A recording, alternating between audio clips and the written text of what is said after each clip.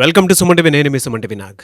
Bollywood star hero Saif Ali Khan. So అతనికి సంబంధించినటువంటి వాటిలో కనుక మనం చూస్తే కుట్ర జరిగిందా, డబ్బు కోసమే ఇదంతా జరిగిందా, ఎఫ్ఐఆర్లో అసలు ఏముంది, దీనికి సంబంధించినటువంటి పూర్తి వివరాలు ఈరోజు మనతో పాటు హైకోర్టు అడ్వకేట్ అలగిరి రవీంద్రనాథ్ గారు ఉన్నారు. అది వారి మాట్లాడి తెలుసుకుందాం. Hello sir. హాయ్ అండి నాగరాజ్ గారు. సైఫ్ అలీ ఖాన్ బాంద్రా లాంటి పెద్ద ప్రదేశంలో అంటే ముంబైలోనే టాప్ సెలబ్రిటీస్ ఉండేటువంటి ప్లేస్ అది. అక్కడే మనిషికి ప్రొటెక్షన్ లేదు అని అంటే క్వశ్చన్ మార్క్స్ 100 వేసుకోవచ్చని చెప్పడంలో ఏమాత్రం సందేహం లేదండి. అసలు సైఫ్ అలీ ఖాన్ విషయంలో జరిగింది ఏంటి, ఎఫ్ఐఆర్లో ఏం చెప్పబడింది? వెస్ట్ బాంద్రా, ముంబై ఈ ప్రాంతంలో ఒక గేటెడ్ కమ్యూనిటీ, అది కూడా ఈ టవర్స్ ఉన్న కంప్లీట్గా గేటెడ్ కమ్యూనిటీ. ఈ గేటెడ్ కమ్యూనిటీలో హయ్యెస్ట్ సెక్యూరిటీ ఉన్నటువంటి ఒక ప్రదేశం. అటు సీసీటీవీ సర్వేలెన్స్ కావచ్చు, ఫిజికల్గా ఉన్నటువంటి సెక్యూరిటీ కావచ్చు, అత్యంత భద్రత కట్టుదిట్టంగా ఉన్నటువంటి ప్రదేశం ఈ యొక్క టవర్స్, ఫార్చ్యూన్ టవర్స్. ఇందులో 11th and 12th ఫ్లోర్ ఈ రెండు కూడా సైఫ్ అలీ ఖాన్ గారివి. అయితే ఇక్కడ జరిగిన సంఘటనకు సంబంధించి ఎఫ్ఐఆర్లో ఏమి నమోదైంది నేను మీతో వివరించుకునే ప్రయత్నం చేస్తాను నాగరాజ్ గారు. ప్రధానంగా 11th and 12th ఫ్లోర్స్ రెండు కూడా ఈ టవర్స్లో 2 ఫ్లోర్స్ కూడా సైఫ్ అలీ ఖాన్ గారే. ఇందులో టోటల్గా 5 రూమ్స్ పైన ఉంటాయి. ఇందులో 5 రూమ్స్ ఉంటాయని చెప్పి అక్కడ ఆమెతో పనిచేసేటువంటి ఎవరైతే ఈ యొక్క టేక్ కేర్ ఉన్నారో, ముఖ్యంగా ఈయనకి 2 అబ్బాయిలు సైఫ్ అలీ ఖాన్ గారికి, ఒకరు తైమూర్ అలీ ఖాన్ అండ్ జహంగీర్ అలీ ఖాన్. సో జహంగీర్ అలీ ఖాన్ గారికి ఉన్నటువంటి ఎవరైతే టేక్ కేర్ ఉన్నారో ఆవిడ పేరు ఇలియామా ఫిలిప్. ఇలియామా ఫిలిప్ గారే యాక్చువల్గా ప్రత్యక్షంగా ఈ యొక్క సంఘటనలో ఆవిడ పార్టిసిపేట్ చేసిన వ్యక్తి. ఈ సంఘటనకు సంబంధించి ఆవిడ మాత్రం ఎఫ్ఐఆర్ ఫైల్ చేశారు. అంటే ఆవిడ ఇచ్చినటువంటి రిపోర్ట్ బేస్ చేసుకొని ముంబై పోలీసులు ఎఫ్ఐఆర్ ఫైల్ చేయడం జరిగింది. అయితే ఆవిడ చెప్పినటువంటి ఈ యొక్క ఎంటైర్ స్టోరీ అనేది నేను మీతో బేస్డ్ ఆన్ ద ఎఫ్ఐఆర్ రిపోర్ట్ని మీతో పంచుకునే ప్రయత్నం చేస్తాను. ఎఫ్ఐఆర్లో ఆవిడ చెప్పినటువంటి మాటలు ఏంటంటే, రాత్రి 11 గంటల సమయంలో జహంగీర్ ఖాన్ పడుకునే సమయంలో నేను ఆయనకి కంప్లీట్గా ఆయనకి కావాల్సిన మెడిసిన్స్ ఆయనతో మాట్లాడుకున్న తర్వాత 11 o'clockకి ఆయనకు ఉన్నటువంటి సెపరేట్ రూమ్లో ఆయన నిద్రపుచ్చేసాను. నేను మరలా నా రూమ్కి వచ్చి పడుకున్నాను. అరౌండ్ మిడ్నైట్ 2:30 ఆ టైంలో చిన్న సౌండ్ అయింది. బాత్రూంలో లైట్ వెలగడం జరిగింది. అట్ ద సేమ్ టైం మధ్యలో ఉన్నటువంటి ఆ రూమ్కి బాత్రూమ్కి మధ్యలో లైట్, కారిడార్లో కూడా చిన్నగా లైట్ వెలుగుతుంది. ఆ లైట్ చూసి నేను బహుశా కరీనా కపూర్ వచ్చారేమో జహంగీర్ ఖాన్ తోటి, అంటే జహీ అంటారు యాక్చువల్, జహంగీర్ ఖాన్కి జహ్ అని కూడా పిలుస్తారు. సో జహతో మాట్లాడడానికి కరీనా వచ్చారని నేను అనుకున్నాను. నేను మళ్ళీ మాట్లాడకుండా గదిలో పడుకున్నాను. కానీ కాసేపటి తర్వాత అక్కడ జరిగిన సంఘటన ఏంటంటే, నాకు అక్కడ ఏదో కాస్త డౌట్ఫుల్గా వచ్చిన, సస్పెక్ట్ చేసే విధంగా అక్కడ శబ్దాలన్నీ రావడం కనిపించింది. నేను వెంటనే బయటకు వచ్చాను. బయటకు వచ్చేసరికి ఒక అగంతకుడు కంప్లీట్గా ఒక black colour T shirt, black colour jean వేసుకొని, మాస్క్ వేసుకొని, చేతిలో ఒక షార్ప్ హెక్సా బ్లేడ్ అంటారు, అంటే ఈ ఐరన్ రాడ్స్ వాటిని కట్ చేయడానికి వాడే దాన్ని హెక్సా బ్లేడ్ అంటారు. ఒక చేతిలో హెక్సా బ్లేడ్, మరో చేతిలో ఒక స్టిక్ పట్టుకొని ఆయన చాలా ఆగంతకుడు అడుగు వేసుకుంటూ జహర్ రూమ్ నుంచి కంప్లీట్గా అటువైపు వెళ్తున్నాడు. ఏదైతే కరీనా రూమ్ వైపు వెళ్తాడో నేను గమనించాను. నన్ను చూసి ఇమీడియట్గా అతని మీదకి వచ్చి నన్ను మాట్లాడొద్దు, సైలెంట్గా ఉండు అని చెప్పడం జరిగింది. నీకు ఏం కావాలని చెప్పి అడిగాను. నాకు ₹1 డబ్బులు కావాలి, నాకు పైసా చాహియే మేరకు అని అతను చెప్పాడు. కిత్నా పైసా అని అడిగాను. అడిగితే నాకు 1 crore కావాలని చెప్పి అడిగాడు. ఇమీడియట్గా నేను గట్టిగా సౌండ్ చేసేసరికి మాట్లాడొద్దని చెప్పి నన్ను గట్టిగా చెప్పడం జరిగింది. ఆయన మెల్లగా అటు కరీనా రూమ్లో కదులుతుండగా నేను మూవ్మెంట్ చేసుకుంటే కరీనా రూమ్ వైపు వెళ్తే నా మీద అటాక్ చేయడానికి ప్రయత్నించాడు. ఆ అటాక్ చేసిన సందర్భంలో నేను అక్కడ ఉండే టేబుల్ అన్ని పుష్ చేసేసాను. ఆ టేబుల్స్ అన్ని పడిపోతే నా 2 చేతుల వైపు నేను అడ్డంగా పెట్టుకున్నాను. ఆయన హెక్సా బ్లేడ్ తోటి నా మీద అటాక్ వచ్చిన సందర్భంలో నా 2 చేతులను కూడా అడ్డంగా పెట్టుకున్నాను. అడ్డంగా పెట్టినప్పుడు నా మీదకి అటాక్ వచ్చాడు.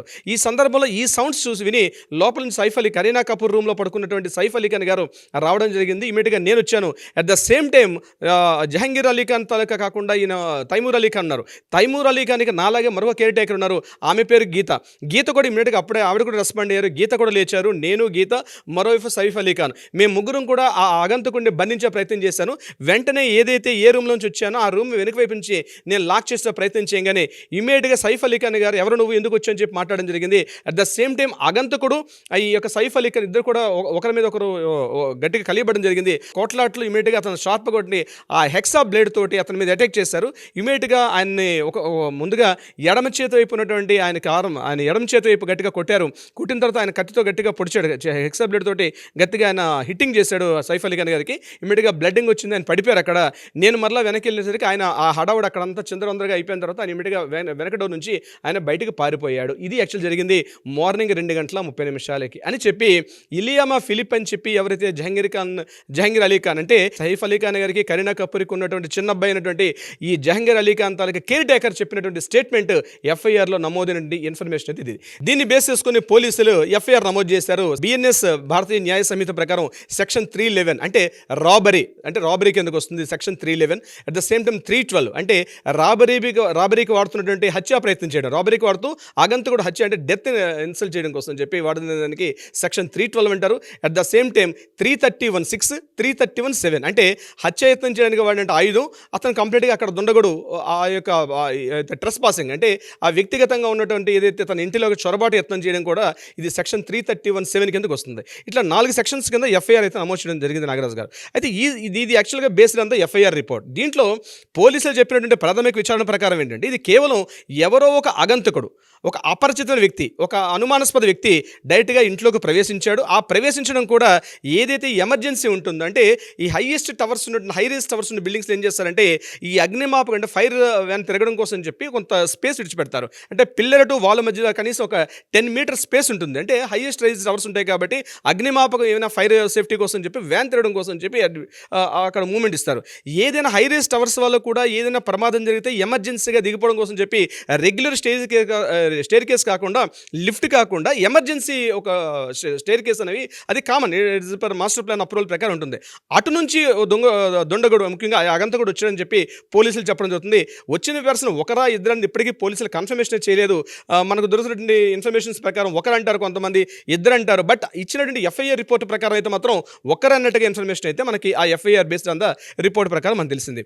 సో అగంతకుడు ఎట్ ద సేమ్ టైం ఆ స్టెప్స్ మీద నుంచి పైకి రావడం, అట్ ద సేమ్ టైం 2:33 6th ఫ్లోర్ దగ్గర ఉన్నటువంటి సీసీటీవీ పనిచేస్తుంది. ఆ సీసీటీవీ ఫుటేజ్లో అగంతకుడు ఒక black colour T shirt, black colour jean, అదేవిధంగా స్కార్ఫ్ అంటే ఎడమ భుజం మీద ఒక స్కార్ఫ్ వేసుకొని ఒక బ్యాగ్ కూడా అతను హ్యాంగ్ చేసుకుంటూ కిందకి దిగుతున్నాడు. సో ఇది యాక్చువల్గా మనకి పోలీసులు రిలీజ్ చేసేటట్టు ఒక సీసీటీవీ ఫుటేజ్. ఇప్పుడు రీసెంట్గా ఇప్పుడు ఈ వీడియో మనం చేస్తున్న ఈ సమయానికి ఇప్పుడు రీసెంట్గా మనకి అందిన ఇన్ఫర్మేషన్ అంటే కంప్లీట్గా ముంబై పోలీసులు ఎంటైర్ రాష్ట్ర మొత్తంగా నగర వ్యాప్తంగా ఉండే సీసీటీవీ అన్నింటిని కూడా చెక్ చేస్తున్న సందర్భంగా అందులో బాంద్రా రైల్వే స్టేషన్ పైన సేమ్ ఈ అగంతకుడు కూడా బాంద్రా రైల్వే స్టేషన్ నుండి ఫుట్ఓవర్ బ్రిడ్జ్ మీద కనిపించాడు. అట్ ద సేమ్ టైం ఆయన వసాయి నుంచి నల్సంపూర్ ఉన్నటువంటి ఆ ప్రాంతానికి వెళ్తున్న ట్రైన్ వైపు వెళ్తున్నట్టుగా కూడా కొంత పోలీసు సస్పెక్ట్ చేస్తారు. జస్ట్ ఇది తాజా వార్త యాక్చువల్గా అంటే ఈ వీడియో మనం చేస్తున్న సమయానికి ఇది పోలీసులు ఏదైతే వ్యక్తి కనిపించాడో అట్ ద సేమ్ టైం మనకు అదే ఫుటేజ్ ఇక్కడ కనిపిస్తుంది. అయితే ఇక్కడ ఈ యొక్క విషయానికి సంబంధించి ఈ సైఫ్ అలీ ఖాన్ గారి ఇంట్లో జరిగిన దాడికి సంబంధించి అనేక రకాల కోణాలు బయటపడుతున్నాయి. ఎందుకు అనేక రకాల కోణాలు బయటపడుతున్నాయంటే నెంబర్ 1 గుర్తుపెట్టుకోవాల్సింది ప్రధానంగా ఏంటంటే ముంబై వెస్ట్ ప్రాంతం ఉన్నది హైయెస్ట్ రిచెస్ట్ ఏరియా ఎందుకంటామంటే బిజినెస్ టైకూన్స్, అదేవిధంగా politicians, highest politicians, at the same time cinema actors కూడా ఉన్నటువంటి ప్రాంతం ఈ బాంద్రా ప్రాంతం. అందువల్ల ఇక్కడ ప్రతి చిన్న కథలుగా కూడా నమోదవుతుంటుంది. కానీ విశేషం ఏంటంటే నాగరాజు గారు ఇప్పటికీ కూడా ఈయన ఇంట్లో ఏదైతే ఈ యొక్క 11th ఫ్లోర్ 12th ఫ్లోర్లో ఒక్క సీసీటీవీ కూడా లేకపోవడం అనేది నిజంగా అనుమానాస్పదం దారితీస్తుంది. అంటే ఇది ఈ వ్యక్తి బయట నుంచి వ్యక్తి వచ్చాడా, ఇంత క్లియర్గా ఆయన ఎమర్జెన్సీ స్టేర్ కేస్ ఎక్కడ ఉంటుందన్న విషయం కూడా తెలుసుకున్నాడంటే ఇంతకుముందు ఇంట్లో పనిచేసిన వ్యక్తులు కావచ్చు, లేకపోతే ఈ ఇంటి గురించి పూర్తిగా అవగాహన ఉన్న వ్యక్తి మాత్రమే చేయగలుగుతాడని పోలీసులు కూడా సస్పెక్ట్ చేస్తున్నారు. ఎందుకంటే అంత ఈజీగా ఎక్కడ ఏ డోర్ ఉంటుంది, ఎక్కడ ఏ స్టేర్ కేస్ ఉంటుంది తెలియాలంటే ముందుగా రెక్కి నిర్వహించే అవకాశం కూడా ఉంటుంది. అంటే ఇందులో ఒక వ్యక్తి పార్టిసిపేట్ చేశారా, 2-3 వ్యక్తులు పార్టిసిపేట్ చేశారా అన్న కోణంగా కూడా ఆలోచిస్తున్నారు. ఇది ఒక పాయింట్.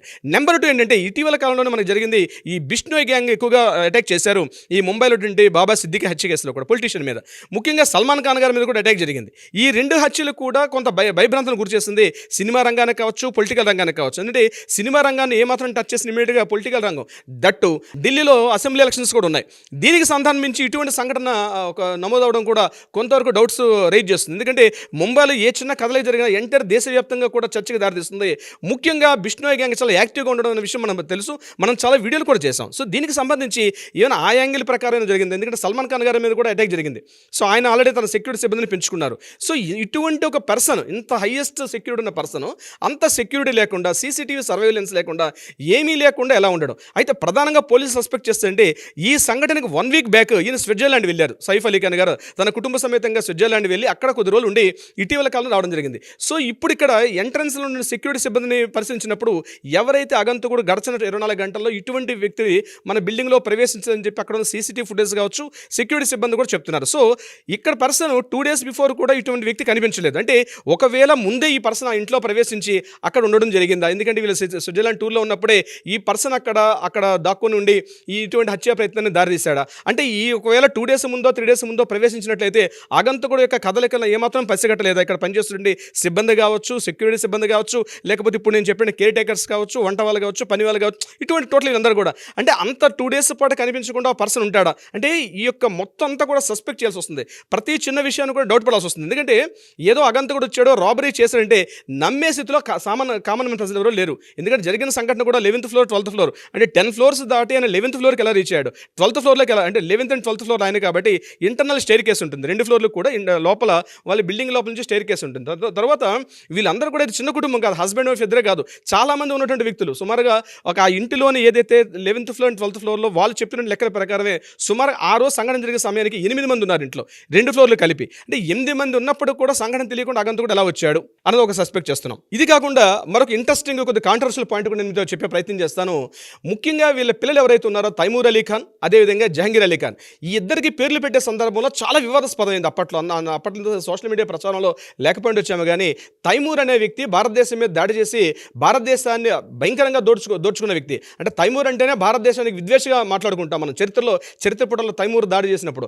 అటువంటి భారతదేశ దోపిడీ దొంగ యొక్క పేరుని తన కొడుకు పేరు పెట్టుకున్నప్పుడు చాలా వివాదాస్పదం అయ్యాడు Saif Ali Khan. At the same time Jahangir Ali Khan పేరు పెట్టుకున్నప్పుడు కూడా చాలామంది ఇటువంటి విషయాల మీద కూడా చాలా వివాదాలు రేకెత్తించారు. అప్పట్లో మీడియా ప్రచారం చాలా ఎక్కువ జరిగింది, ముఖ్యంగా ప్రింట్ మీడియా అండ్ ఎలక్ట్రానిక్ మీడియాలో. ఇంకా సోషల్ మీడియా అప్పట్లో ఇంకా ఇంత పూర్తిగా ప్రచారం రాలేదు. బహుశా అటువంటి ఏమైనా కోణంలో ఉందని కూడా ప్రయత్నం చేస్తున్నారు పోలీసులు. ఏమైనా అటువంటి సంఘాలు ఏమైనా సంఘ విద్రోహ శక్తులు ఏమైనా ఇటువంటి ప్రయత్నాలు ఏమైనా చేశారా? ఎందుకంటే ఇది మామూలుగా ఎవరో అగంతకుడు వచ్చి చేసే సంఘటన అయితే కాదు.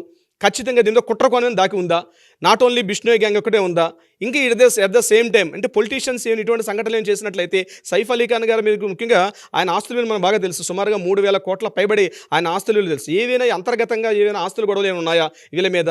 వ్యాపార లావాదేవీలకు సంబంధించి ఉన్నాయి. ఎందుకంటే ముంబై లాంటి ప్రాంతంలో అన్నది ఏ చిన్న సంఘటన జరిగినా, ముఖ్యంగా విఐపీస్ ప్రాంతంలో ఏ చిన్న సంఘటన జరిగినా ఎంటైర్ ముంబై ఒకటే కాకుండా ఇప్పుడు నేను చెప్పినట్టుగా భారతదేశం మీద మొత్తాన్ని కూడా దాని మీద ఒక ఇన్ఫ్లుయెన్స్ ఉంటుంది. కాబట్టి ఇటువంటి సంఘటన జరగడం అనేది కొంత సస్పెక్ట్ చేస్తున్నారు. అంటే అనేక కోణాలు ఉంటాయి. ఏదో ఒక అగంతకుడు వచ్చేసి వెళ్ళి చేసేసాడన్న సంఘటన అయితే నమ్మే స్థితిలో ఎవ్వరు కూడా ప్రజలైతే లేరు. నాగరాజు గారు, చూద్దామండి ఏ మేరకు ఉంటుంది అనేది.